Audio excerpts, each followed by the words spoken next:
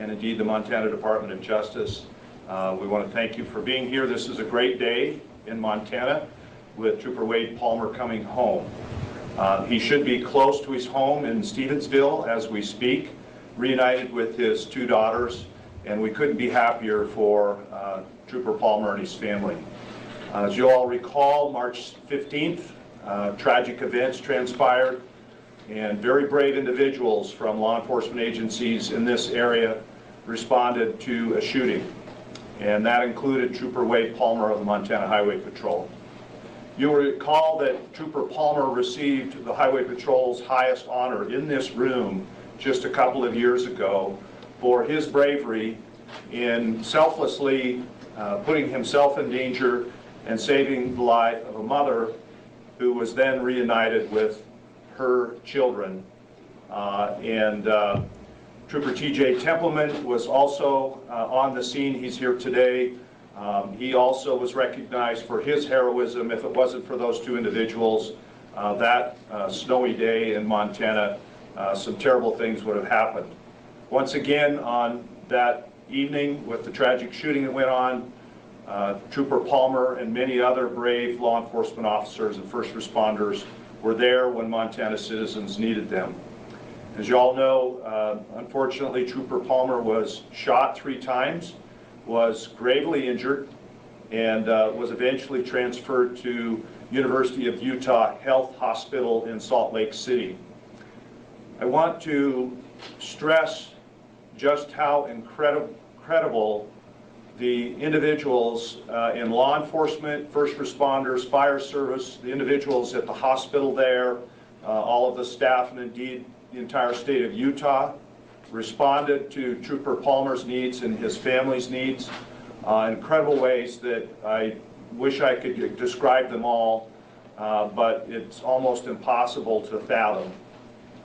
I want to recognize the Fraternal Order of Police, Utah chapter, who took care of the family's needs and the Montana Highway Patrol's needs, and indeed the needs of even some of the shooting victims who were ultimately transferred to the same hospital that Wade was in, Casey Blanchard and his wife Leah in particular. All of these organizations and individuals, including the Utah Highway Patrol, really went above and beyond the call to really take care of one of their own.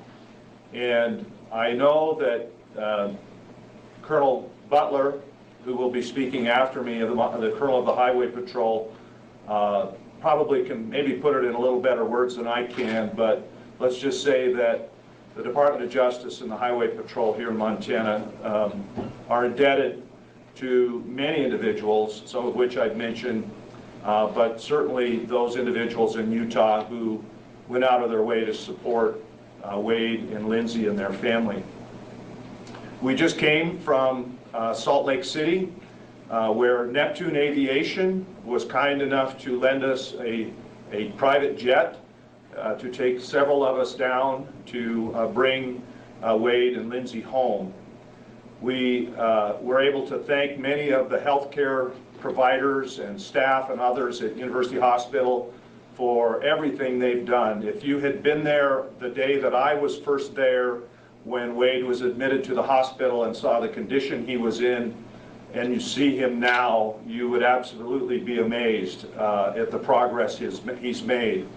And Lindsay will tell you that so much of that progress was only possible because of the prayers, the love, support, and indeed the resources and other things, the outpouring of support from people all across this country and in other countries, and in particular the support from Montana and specifically from the city of Missoula and Missoula County, Ravalli County, and surroundings here. Wade could not have done as well, and Lindsay and the girls could not have persevered through all of this without the generosity and love of so many people. So on behalf of the Montana Department of Justice and the Montana Highway Patrol, we would just want to say thank you. Wade is home, but he has a long slog ahead of him. Today we learned from the University Hospital doctors, and particularly the neurosurgeon who originally operated on Wade, that he's going to have some very serious difficulties going forward.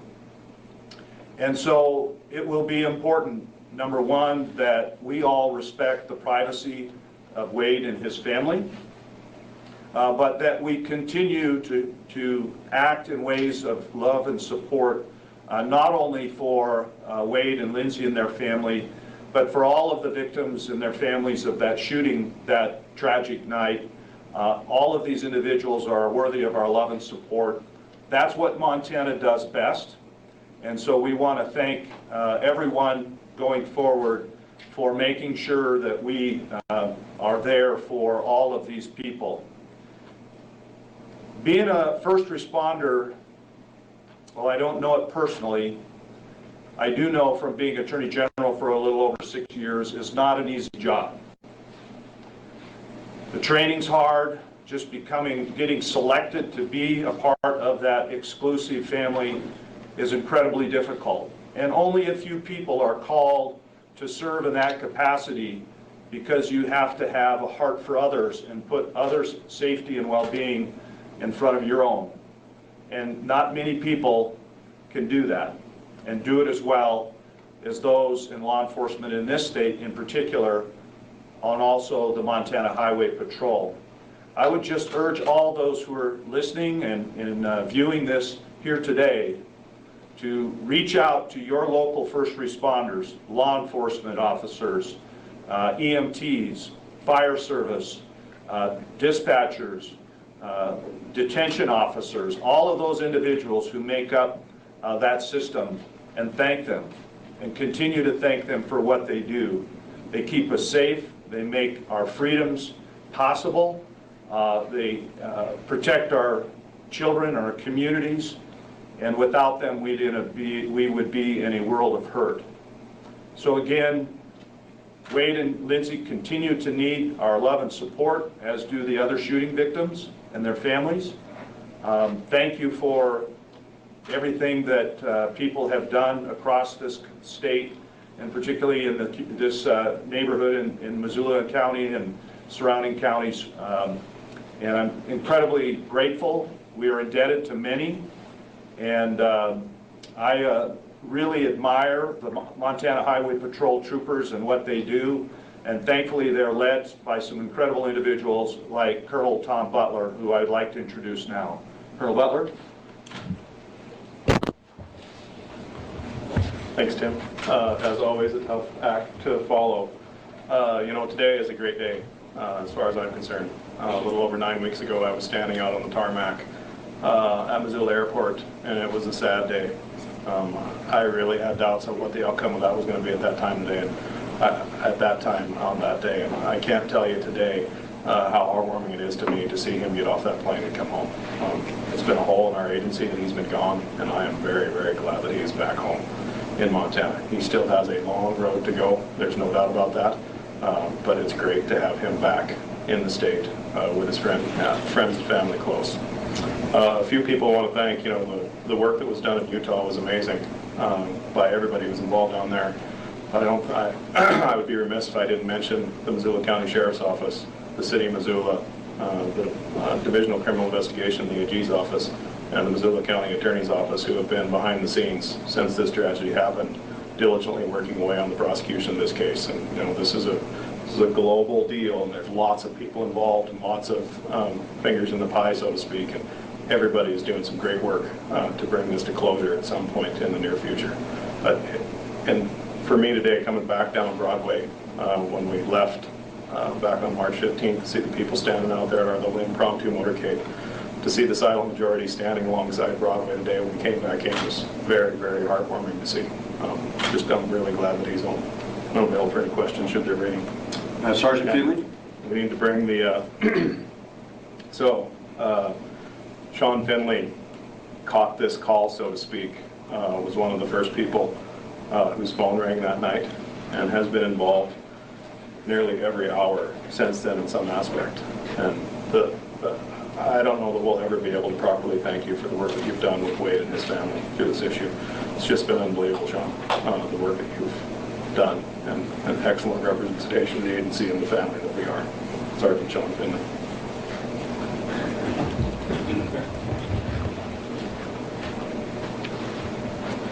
Well, I didn't know I was going to be speaking at all. Just a couple of things. I'd like to thank the people of Montana and Utah. They've been tremendous in support. The command staff, the Attorney General, Colonel Butler, Lieutenant Colonel Hildenstad, all the way down. There was no wavering whatsoever in our promise to Wade on day one was we're going to go pick him up and we're going to take him home.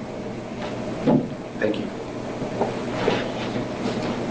So I should mention Captain Jim Kitchen, who is the detachment commander here, district commander here in Missoula, couldn't be here with us today, but he also has been instrumental in taking care of the Palmer family and trying to continue to keep tabs on what's going on here. In case you didn't know, while we don't want these kinds of things to happen to our troopers, the command staff and the Highway Patrol as a whole is prepared for these things when they might happen. And a lot of things, and I can't speak to this probably as well as the Colonel and Lieutenant Colonel Hildenstad and others, but when Trooper Palmer was shot, that started a series of things that had been well planned in the Highway Patrol to begin to happen. People took time for themselves and their families to grieve, to think about what had happened, to pray, and troopers from all over the state of Montana then responded to this district and covered for them and made sure that they knew that someone had their backs, that their area of responsibility was taken care of, and there was nothing for them to worry about other than taking care of themselves and their family. That's what leadership does. That's what hours and hours and years of training prepares for. We don't want our people hurt, but the reality of this business that they are serving us in is that these things do happen. And thank God that Wade is here with us today and that he has an opportunity to recover and live a long and healthy life. And thank God for the Montana Highway Patrol, who is there for each and one of us to make sure that we don't go through these tragedies, and also law enforcement in general, as I said, first responders, fire service, all those individuals. So with that, we would be happy to take questions. If you'd like to direct it to who you'd like to try to answer it, and if you don't have someone in mind, we'll pick Sergeant Finley. Anyone? Yes, sir. I got a question for Sergeant Finley, please.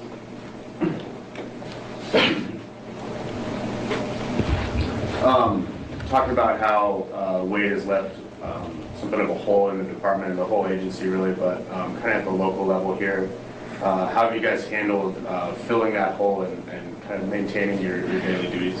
Can you repeat the question before you start, please? Yes, sir. So how do we fill the hole that Trooper Wade Palmer left when he got injured? We're a small agency, so we banded together, and that's what we do. We pick up the slack when needed, and his partners stepped up and took the calls that Wade would be taking.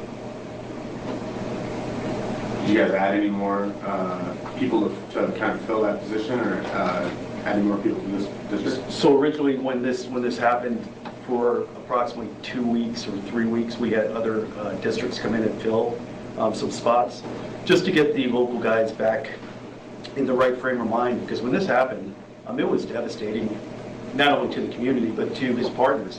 And for them to function on the level that we expect, the command staff, Captain Kitchen, Colonel Butler, the Attorney General, they all had a plan, and the plan was the other districts to come in and help with that. So they took the calls. We allowed the local guys to go out and work with the other district troopers in order to get acclimated back to the level that we expect them to operate at.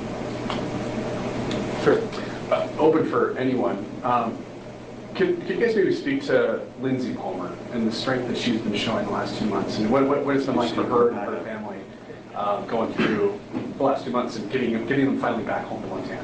You know, I spent a lot of time with Lindsay and Wade, and same thing at Captain Kitchen as well. We've learned, I've known Wade since he's been a trooper, and I know Lindsay a little bit, and I've met her before, but I'll tell you, she's one of the toughest young moms that I know. I don't think there was anybody more prepared than she was to handle this situation, not only with her being humble, and her being able to ask for help when needed, or her to say no when she doesn't need the extra help, because there's a whole lot of other people that need help as well. She's just an amazing person. Can you kind of explain when you guys finally found out that he was able to come back here to Montana, and when he, I guess, finally landed today, what was your mind? You know, when we started this, I did an interview way back when I was in Salt Lake City, and I've been there quite a bit. And you know, during that interview and with Peter Christian, I did an interview as well, and it was kind of mad. Then you go through all the cabinets of I'm mad, I'm sad, and I'm happy. It's a great day. Treasure boss. You talked a little bit about preparedness for this kind of situation. Did you guys learn anything from the situation? Anything you changed in that aspect? Well, I might let Colonel Butler speak to that more directly, but what I do know as Attorney General is that the Highway Patrol, as all law enforcement agencies do, they learn from what happens, and they study very carefully these types of incidents and, frankly, much of what they do on a day-to-day course of business. And they are continually evolving in their training, in their best practices. And so as we speak, the Highway Patrol is essentially dissecting all of the events of that night, as are many of the other agencies, our Division of Criminal Investigation and others. And what has happened here will be learned and will go to benefit all law enforcement officers, really not just here locally in the Highway Patrol, but if there's lessons learned, I know that our troopers go and they not only train at the Law Enforcement Academy, but they train across the state and they go train people in other states. And so if there's something to be learned here, that will be incorporated in their training and in their day-to-day operations. I will tell you from what I do know, Trooper Wade Palmer was doing everything by the book that night. And his training kicked in, and unfortunately he still got hurt. So as much as we try to train for the bad times and the bad situations, there's always something new, and these situations are entirely unpredictable, as are certain individuals in our communities.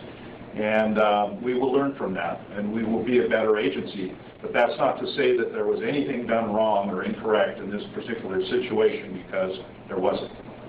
Colonel, you want to add to that? Thank you. Okay. Yes, ma'am. Are you able to speak at all? I understand the privacy that you've had about, you know, his condition. Has he shared at all any emotions about today that you guys are able to share with us?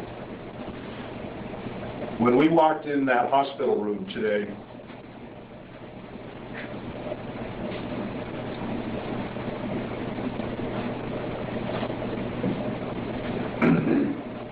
Wade was smiling ear to ear. He knew he was going to be reunited with his girls, that he was going to be home, that he was going to see his trooper colleagues and his friends and see familiar faces and places. And while he couldn't communicate with speech, his smile alone and his upbeat attitude swelled my heart, and I'm sure everyone else's in the room. And he smiled from the hospital to the airport, and in the airplane all the way home. And I'm sure I wasn't with him in that motorcade, but I'm sure he's smiling even now. And the same for Lindsay. She's been through a lot. And back to your question about how has Lindsay Palmer been. Let me just say more generally, if you are the spouse and a family member of a law enforcement officer,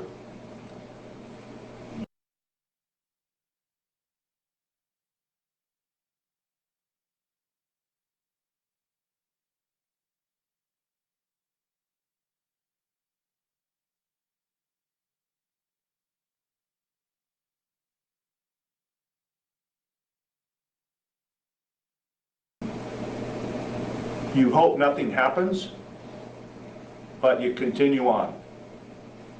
And you do it not only because you love your LEO spouse, but because you love your community and the people in it, and you know and understand as a family member of an LEO that their work is incredibly important and necessary, and they are driven to do what they do, and the only way they can do it to the highest level that they're required to do is if you're on board as a family member. Am I right?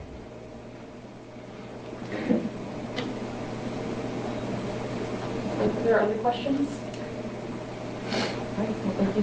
Thank you, everyone. And we'll be available for individual interviews if you'd like to do any on camera or recording or whatever. Thank you for being here.